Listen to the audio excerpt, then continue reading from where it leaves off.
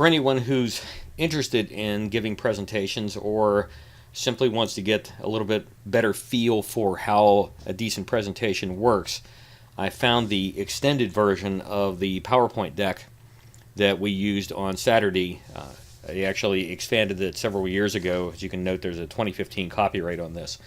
And decided I would go ahead and do the longer version for anybody who feels like sitting through this and getting a little bit more information or insights into how good presentations ostensibly work. So here's the kind of naturalist guide, and I wanted to make this a little bit more amusing, and hopefully you'll find it interesting.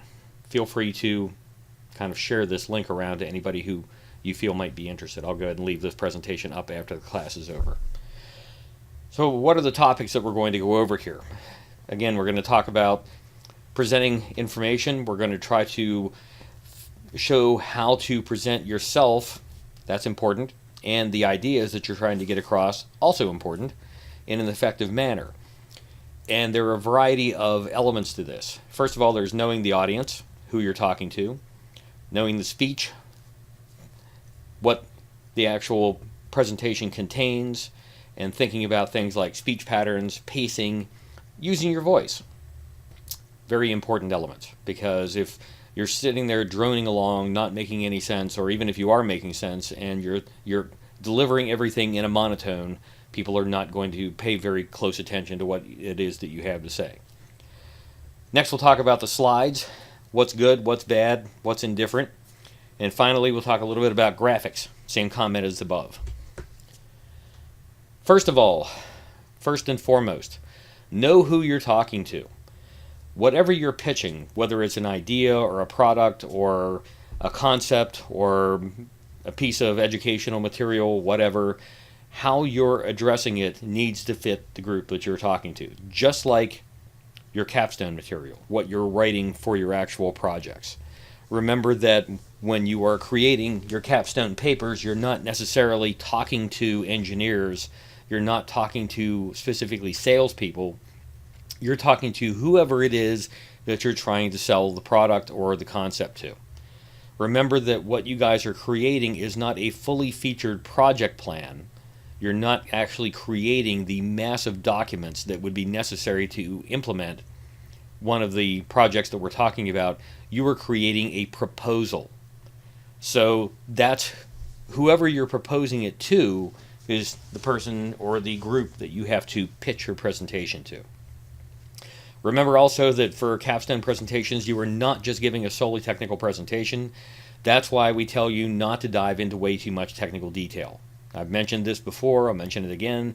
If you start talking about packet structures and exactly how they're copied over the wire and failback procedures and how EC2 works from a given level, or exactly which versions of products that you're going to use and how much network cable you need and various and sundry other deep technical details, most of the people that you're going to be presenting to are going to be looking at their watches or looking at their phones and wondering when you're going to get to something that's actually relevant to them, because none of that is probably relevant to the people you're presenting to in this case. What you are trying to do is provide a high-level overview suitable to something equivalent to a C-level executive and or manager, or a venture capitalist potentially, depending on how you're pitching your specific solution, your specific product, your specific change that you're trying to implement. Now, it's handy to have the technical backup slides handy and available to you just in case the C-level's brought along a senior technical resource and that person wants to see more detail or they want to understand specifically how you're trying to implement something. Having that material available is not a bad thing. For our context, you don't really need it. But if you were doing this for the real, like in a kind of a Shark Tank environment, you might want to have that. You never know what kind of techies might be hiding in the audience. We've actually had some capstone presentations devolve based on time into some more technical discussions, but that's fairly rare, and that's not part of the grade. I actually try to avoid that actively because it really distracts people from what's going on. The approach that we're taking here is very similar to pitching an idea in a business context. So again, if you are a consulting company and you've been asked to come up with a proposal for a specific business problem that some client is having, or you've been in a field for a given amount of time and you've realized there's a need for a product and now you're looking for capital in order to have enough money to actually create that. That's the kind of thing where you can think about as a similar real world example. Next rule is practice. You can practice too many times. You can practice to the point where you become way too rote and you actually become more boring. But you should know your material. You should be fluent with the material. This will help you also find holes or problematic areas that maybe you need more work in. If you practice talking about something and you realize that going from point A to point B, it's not clear what the link is between the two of them, maybe you need to back up and do a little bit of additional work on that. Now, some general tips. And we talked about this before. I talked about this when I was standing up in front of you live. Keeping the audience's attention is the key. And I know a couple of people get very uncomfortable about this, but I generally recommend not reading from a script. If you do that, you'll drone, you'll sound stilted, you'll catch yourself misreading something and you'll back up to correct it, and that will make it more and more evident that you're reading from a script.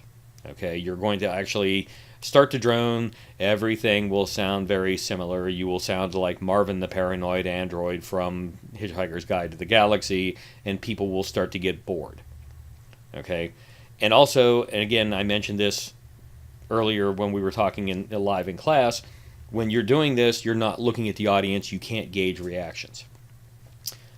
And that said, you should be looking at people for reactions. Look around the room.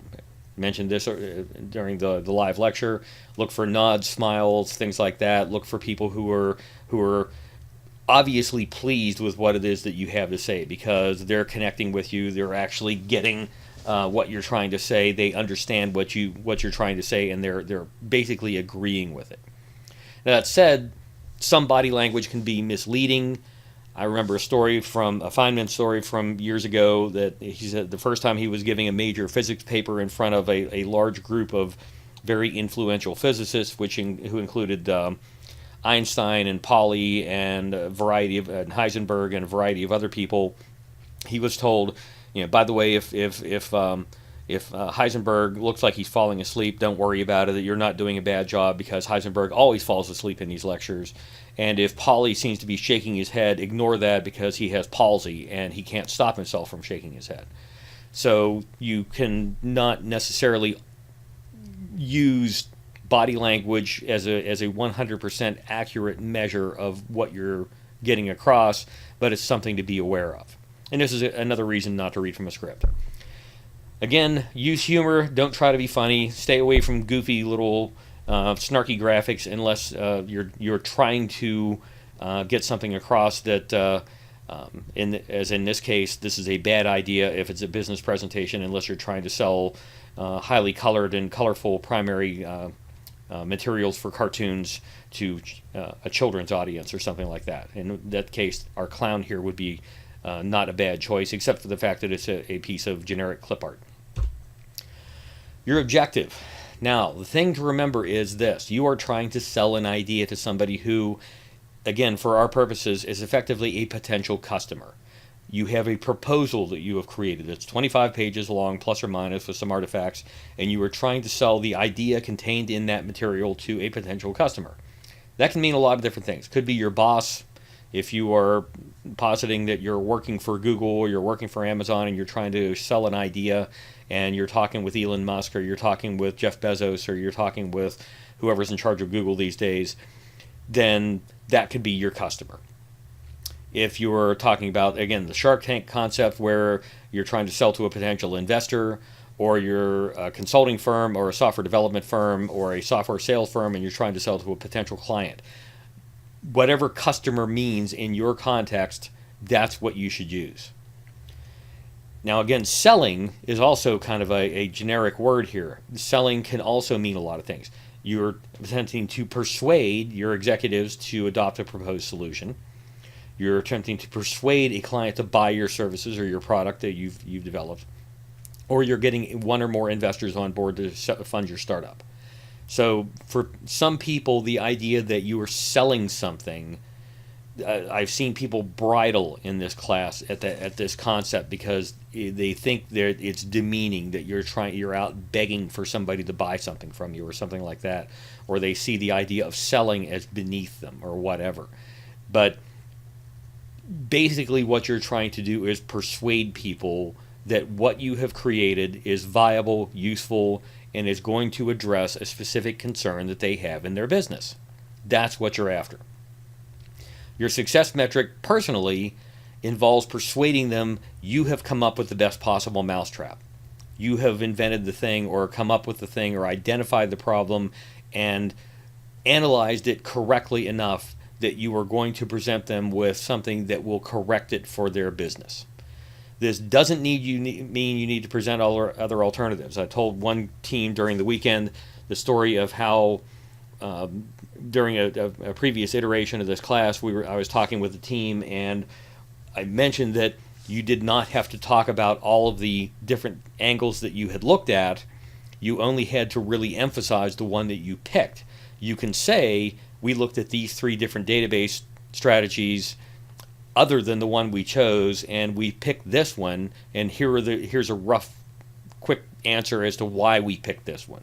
Whether it scaled better or it had features that were absolutely essential to the correcting the problem, or it was less expensive, or it was more viable, it supported more users, whatever those reasons were, you can do a quick comparison and say we picked X because of A, B, and C. But you don't have to sit there and go through massive detail on all of the other alternatives that you went through. And when I mentioned this to this group of students, one of them literally jumped out of his seat and yelled, "That's intellectually dishonest." It's not intellectually dishonest. We're not treating this as an intellectual exercise. We're treating this as a business exercise. So getting into the gory details of why you went through all of these different products and why you picked the one you picked is not relevant. That's not because you can think of it as because those things are out of scope. They're not relevant to the project. You don't need to present them. Now, if they come back and say, hey, did you guys look at anything else? Why didn't you? I've heard of X. Why didn't you pick that? You should have an answer for that. You should say, well, we actually did look at that, and here's why we didn't pick it, A, B, and C. That's a great way of answering that question.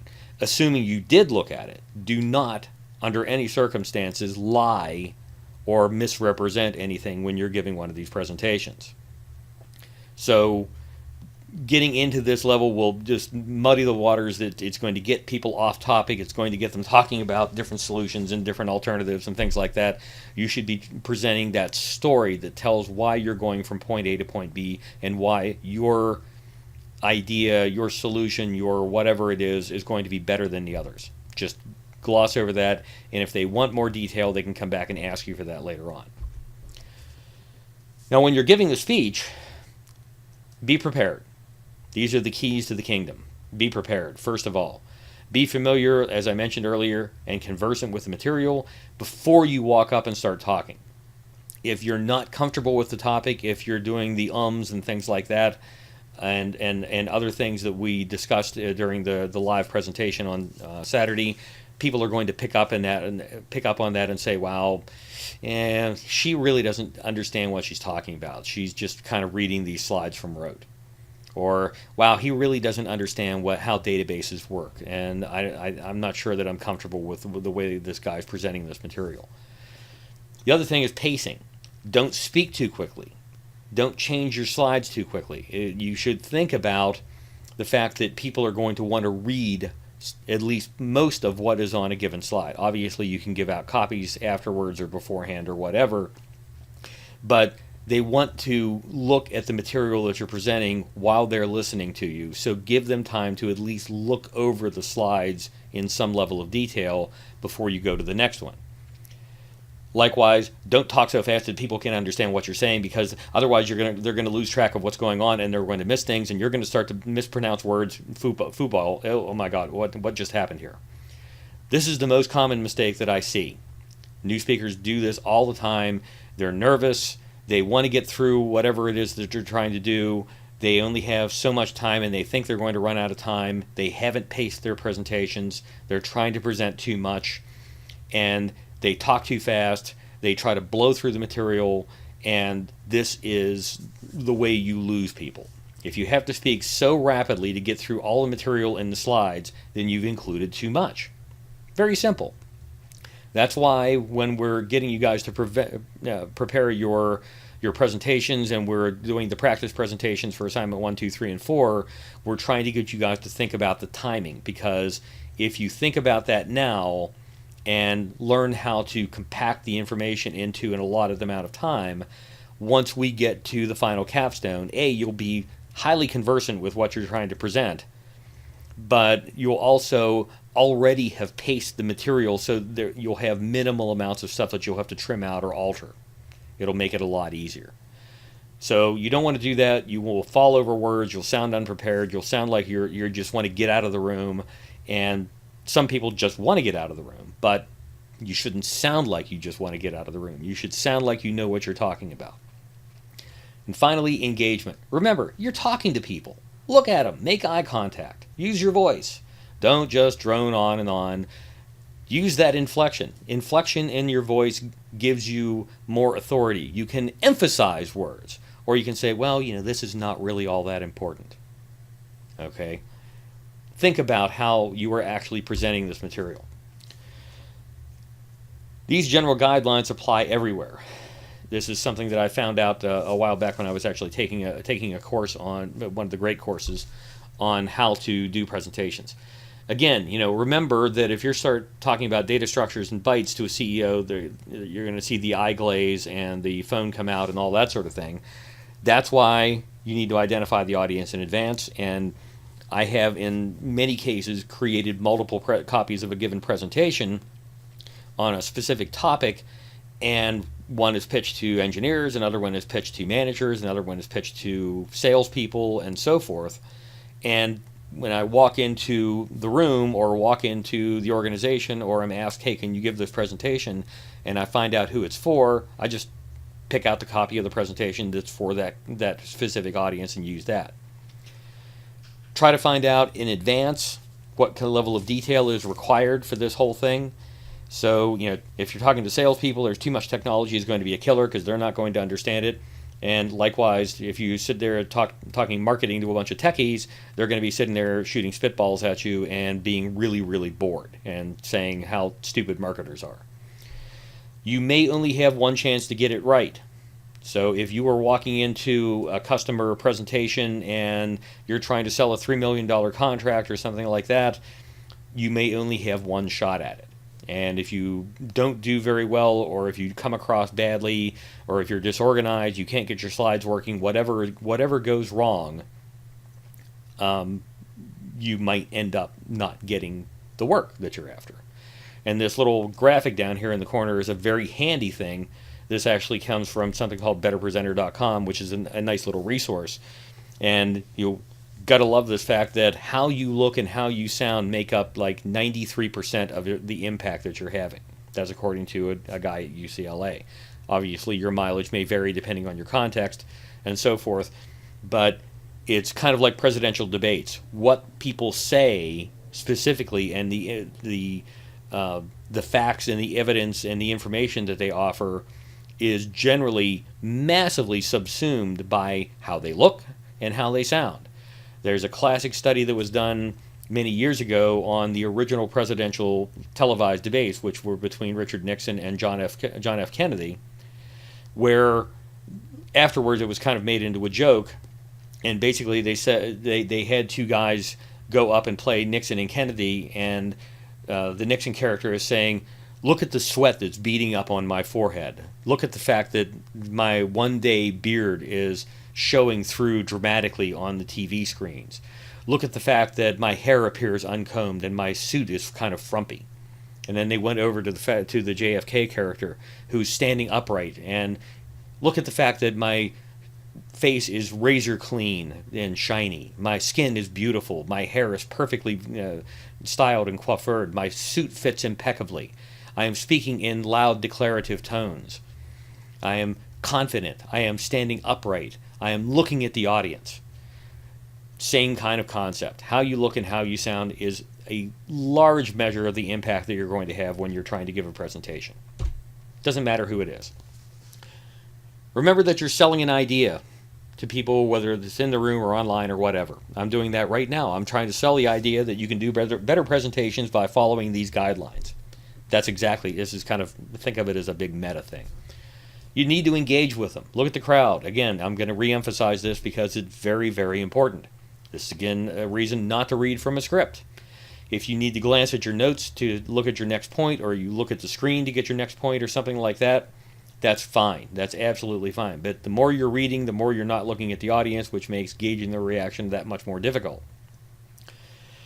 Online presentations, such as this one, don't involve eye contact. But you can, if you have two-way audio, you can listen for people muttering, talking to themselves, shuffling around, keyboards clicking, uncomfortable noises. You might even hear somebody say, in the background, well, this guy doesn't know what he's talking about, or something like that. You never know what you might pick up over the microphone. So try to adapt as you need to. There are whole fields of study devoted to doing this and trying to get the best possible outcomes. We're not trying for that here. I'm just trying to give you guys some initial hints and tips to get started. Pacing. Again, you need to fill the available time, but you need to fill it with valuable information. And the thing that you need to think about is, what's the objective of the presentation? Now, for our purposes, for the capstones, what's the audience need to know in order to approve my project or buy my product or give me funding for it? But remember what we talked about earlier about speaking too fast. Don't do that. Now, another aspect of pacing, and again, I know I mentioned this on Saturday, is this idea of silence. And I use the phrase, the dreaded And then we're going to develop the database code and to connect with the front end, which is written in Java. The more you do, the less comfortable you sound. So if you need to pause, if you need silence for a second because you're changing slides or you need to gather your thoughts, maybe somebody's asked you a question. So, Mr. Smith, how long do you think it'll take to implement this project once it's been approved? You don't need to stand there and go, You can just kind of stand there and look at them and say, let me think about that for a second. I think it'll take about 6.5 months and then go from there. Because pausing or allowing for silence like that is not a bad thing. It's also a good way for people to kind of reset. It's a great way to signal the end of a topic or phase of the presentation. And it's a good way to also lend what is known as gravitas or seriousness to something that you've just presented. Ladies and gentlemen, if we don't follow the path that I have just discussed, it's entirely possible that by this time next year, this company will be closed. Pause. Okay, because you just dropped something on them, and that pause at the end signals that it's important. If you just went off into the next thing, it would be less relevant. But the fact that you pause and look around the room a little bit, you're indicating, think about this, folks. I just told you something really important. Now, slides. Talked about this again in the room. Don't use weird text or odd fonts unless, if you're selling New Century Gothic as a font or something like that, then use New Century Gothic. Or if you're talking to a bunch of medieval scholars, use a medieval-looking font. If you're doing something with a bunch of artists, this may not apply. You may want to go off into the weird world and do stuff like this. But again, it's a matter of knowing your audience. Think about the font. Think about whether you need to make people squint. Always consider the Vlad test that we talked about on Saturday. Use appropriate size fonts so that people can see them from the back of the room.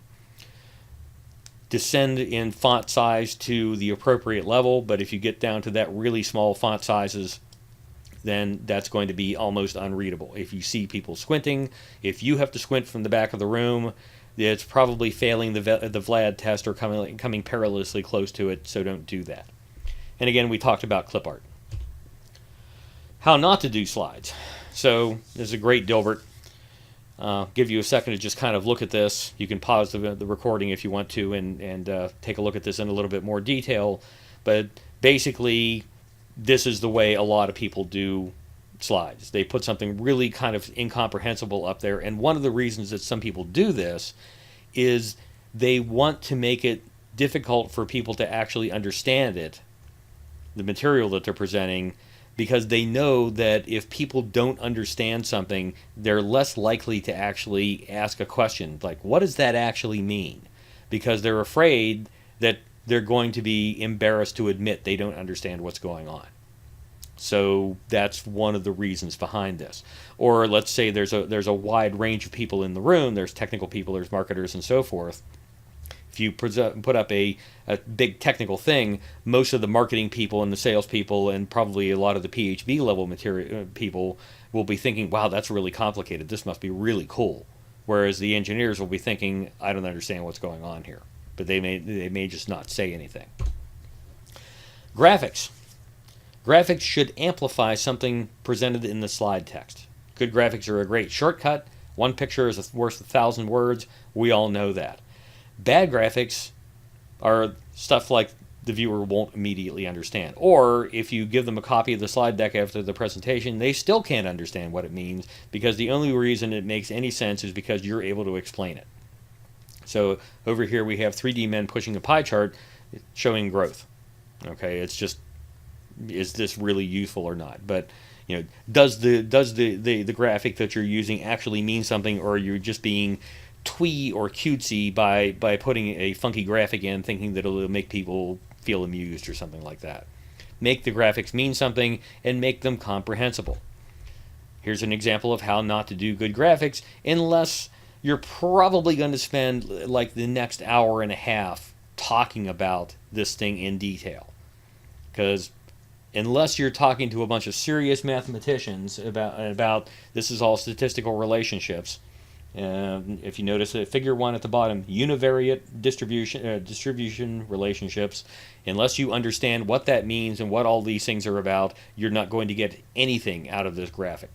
So why would you put something like this in a presentation that involved marketing people or C-level executives or students who are not statisticians or something like that?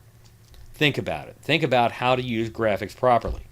And then we'll flip over to our trusty little slide from Saturday that showed John Boehner's intentionally misleading and difficult chart that he created about Obamacare back in 2008, 2009, with a bunch of completely irrelevant text over on the side. And the example of this was, this is our position on the FUBAR project. Click off the slide before you've given a chance to understand it, and you haven't explained how this relates to what you're talking about or what any of it means.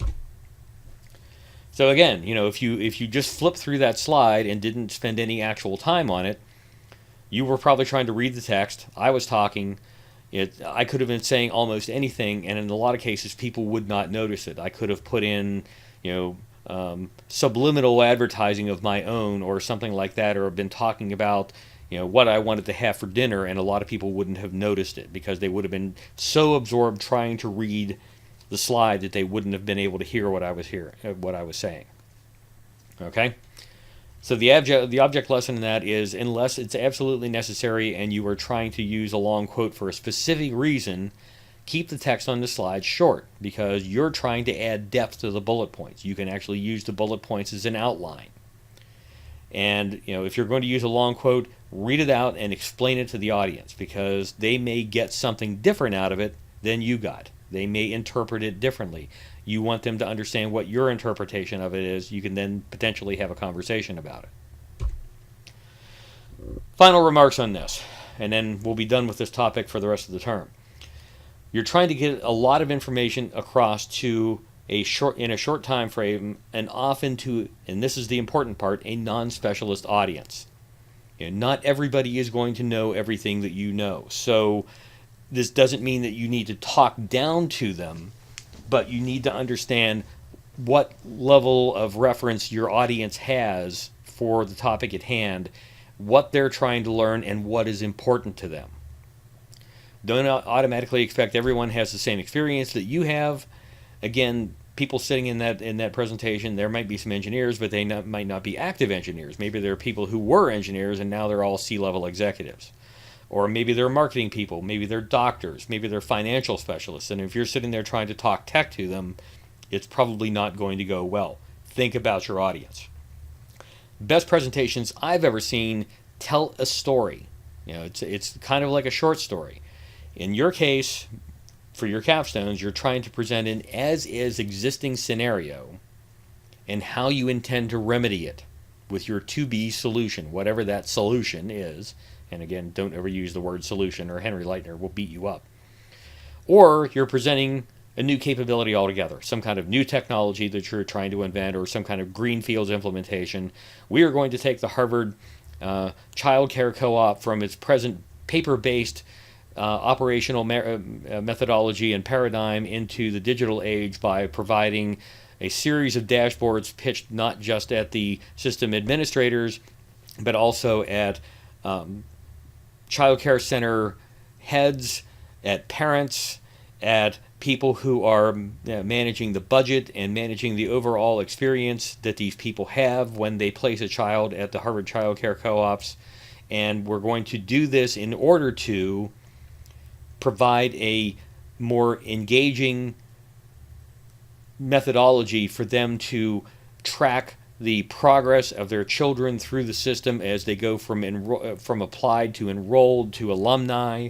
We're going to provide dashboards that will allow the center directors to monitor enrollment and determine how many spaces they might have left and how many people are looking for a space at their child care center in a given time frame, what their age ranges are, what their demographics are, what kind of relationship their parents have with Harvard, whether they're faculty or staff or students or non-Harvard individuals, and where they come from.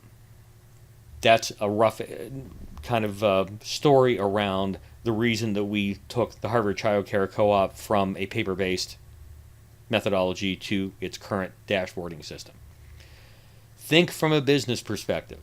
Again, you're going to be presenting technical material, but you want to keep that technical material at a level that is understandable by the business people. You can always get into the technical detail when you're in your assignment 3, assignment 4 areas. You can talk about that. The people that you're going to be presenting to are going to understand that. But again, you don't need to drill down into all of the detail as to exactly how information is transiting the system. You need to do a high-level presentation for all of this. 20 minutes. What you present has to make sense to the business owners and leaders because they're the people who are probably going to make the decision and tell you whether you can spend 1, 2, 5, 20, or $100 million of their money. And if you're going to ask them for $100 million of their money, you'd better have a really compelling reason for asking for it. There better be a really good explanation as to why you want that much cash to do something. But even if you're asking for $100,000, that might be something that's a high amount of money for them, and maybe they don't understand why that's the necessity. So make sure you articulate that so you make them comfortable with the fact that they're wisely investing their money, they're wisely investing their headcount, they're wisely investing their time, and in many cases, they're wisely handing their reputation over to you, because if they're giving you permission to spend this money and leverage these funds and encumber these monies on behalf of their organization, they're making an investment in you.